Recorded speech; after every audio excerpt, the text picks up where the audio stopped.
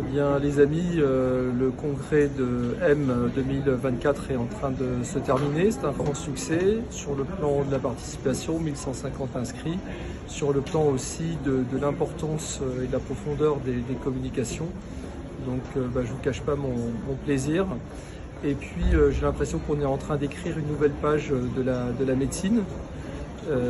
En particulier donc de la médecine esthétique, puisque cette discipline commence à être reconnue avec notamment bientôt la naissance d'un DIU pour lequel j'ai le plaisir d'avoir une place pour son édification et qui permettra d'avoir un droit au titre.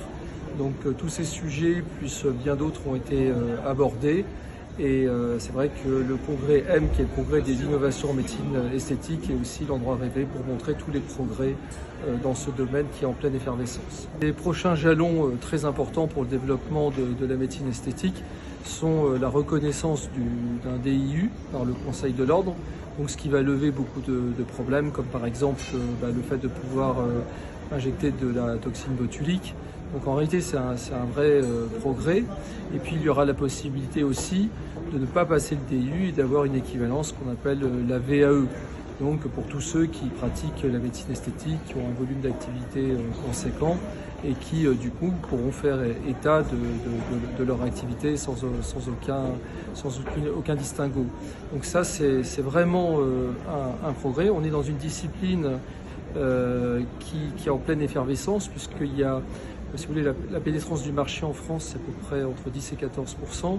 Et dans les pays développés, on est plutôt à 80 à 90%. Donc on voit qu'il y a une démocratisation et une demande par la société de médecine esthétique, puisqu'il est en train de se démocratiser de plus en plus. Et ce que l'on veut, c'est que les médecins soient bien formés et pour accompagner, parce qu'en réalité, il va falloir accompagner cette augmentation d'activité et qu'elle soit de qualité, et surtout qu'elle soit réalisée par des médecins et pas par des non-médecins, avec tous les risques que moi je vois à l'hôpital en tant qu'universitaire. On voit des complications, etc.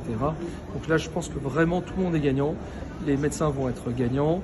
Les laboratoires aussi, puisqu'ils vont pouvoir asseoir leur développement sur une expertise plus importante et reconnue aussi par le Conseil de l'Ordre.